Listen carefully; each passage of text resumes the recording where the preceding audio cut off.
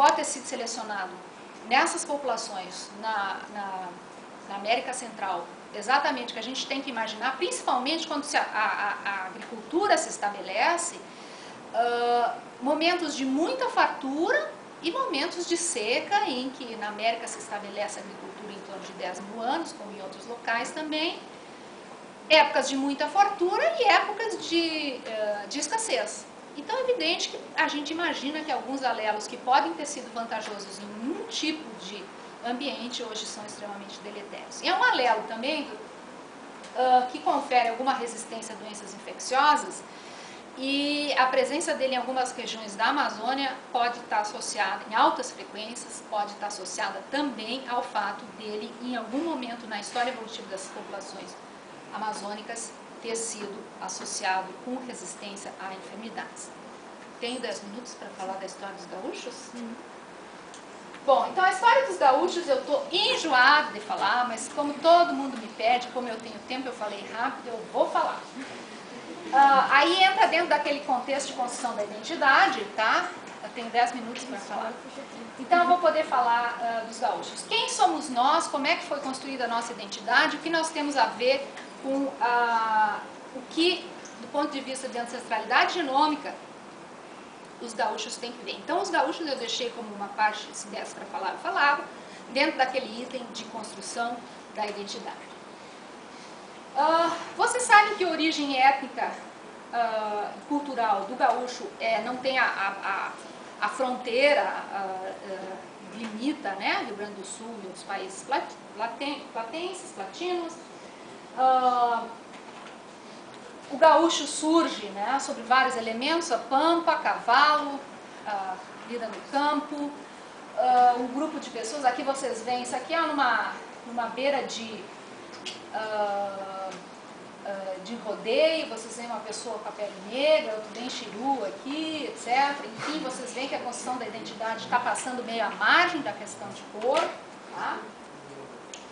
Cavalo, né? Uma questão bem interessante. Os viajantes falavam, né, que todos os exercícios de manejo de picardia dos mestres da equitação da Europa são familiares ao gaúcho, e alguns exercícios mais difíceis são mesmo entre eles divertimento de criança, ou seja, os gaúchos e os seus cavalos. Os gaúchos e a carne, né? Os catarinenses, isso aqui é Saint-Hilaire, que viajou por aqui em 1830, por aí. Os catarinenses vivem quase sempre da pesca e do trabalho da terra. Os dessas capitanias vivem continuamente a cavalo, fazendo exercícios violentos, respirando o ar mais puro da terra. Os primeiros alimentam-se quase somente de peixe e farinha de mandioca. Os outros comem carne e algumas vezes pão. Ele diz em outro momento do livro dele, é muito legal, Viagem ao Rio Grande do Sul, do Auguste Saint-Hilaire, um francês. Ele diz assim: aqui os capitães não conseguiam pegar marinheiros quando chegavam na costa do Rio Grande do Sul, porque nenhum saía, nenhum ele não conseguia um marinheiro, porque sabiam que se saísse daqui não iam comer carne em outro lugar.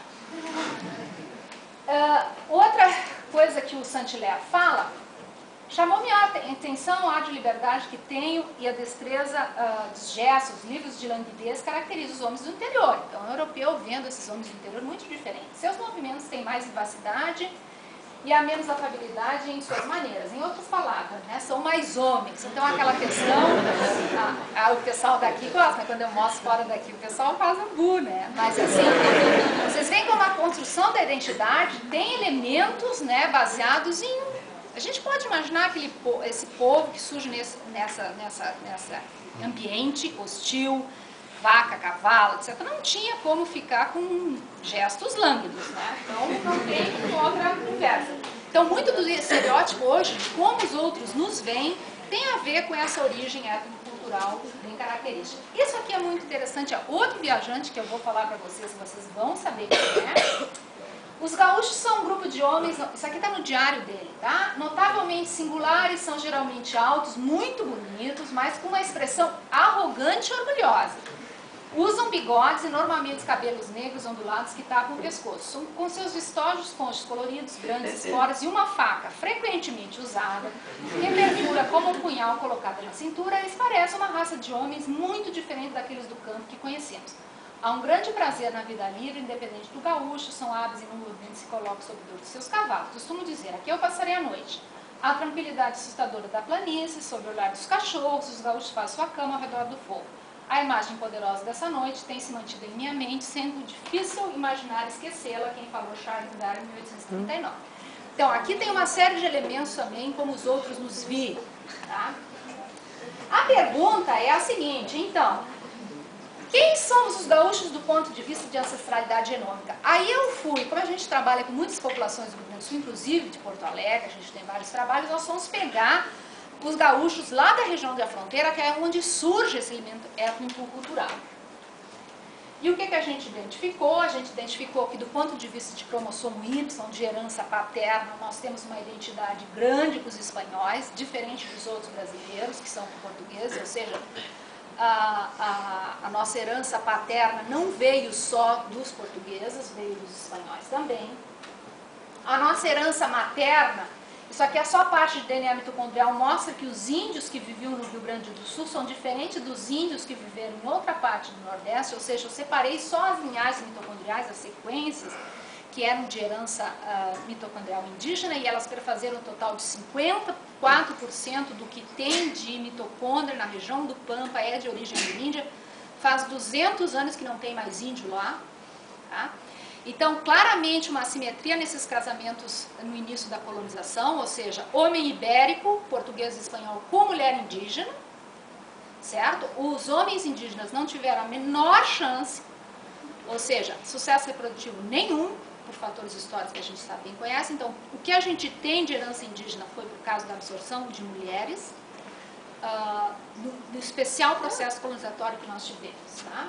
E dentro do que a gente viu dessa porção ameríndia, uma coisa que nos chamou bastante atenção, se a gente olhar esse mapa aqui, isso aqui é um mapa do professor Pedro Nascimento, que é um arqueólogo, ele mostra sítios guaranis aqui, ó.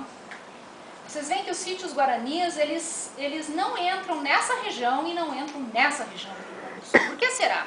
Porque aqui tinham outros indígenas. Os guaranis vêm há torno de 2.000 anos, eles migram para o sul, aqui tinham os charruas, aqui tinham os caigangue, ou seja, os guaranis não entravam nessas outras duas regiões onde tinham essas populações.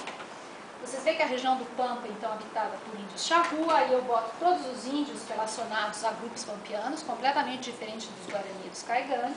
Aqui é uma ilustração de charruas do século XIX, e evidentemente a gente conseguiu identificar algumas linhagens não sendo guarani, e que algumas linhagens eram de origem charrua, então a gente conseguiu resgatar a história de um povo extinto através de seus descendentes, que nem sabe que são descendentes de charruas. O interessante da história, é evidente que chama a atenção da mídia mais uma vez, tá? O interessante da história de que herança charrua é que todas as vezes que eu falo da questão da herança charrua, que o povo gaúcho da região da fronteira tem essa herança charrua bem marcada em suas linhagens mitocondriais, vem alguém assim me dizer, professora, dá para fazer o teste de DNA para ver se eu tenho herança charrua?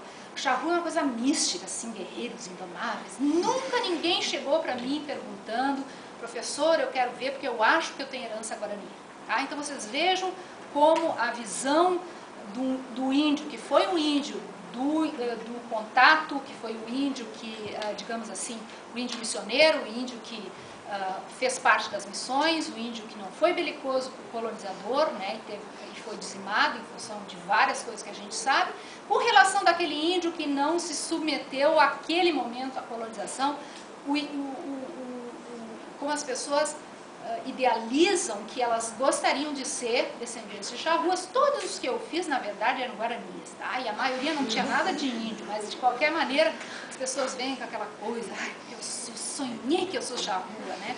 E nunca ninguém chegou me perguntando se era guarani. E na verdade a maior parte é guarani, tá? Isso não tem dúvida. Então, os índios que contribuíram para a formação do povo gaúcho, além dos guarani, é o povo charrua, e alguma coisa de caigangue também a gente encontra. Então era isso que eu queria dizer, agradeço a atenção, o convite, espero que eu tenha dado algumas coisas para vocês pensarem, que a gente possa discutir, não sei se agora no final, não sei se algumas outras 10 minutos para perguntas, pessoal.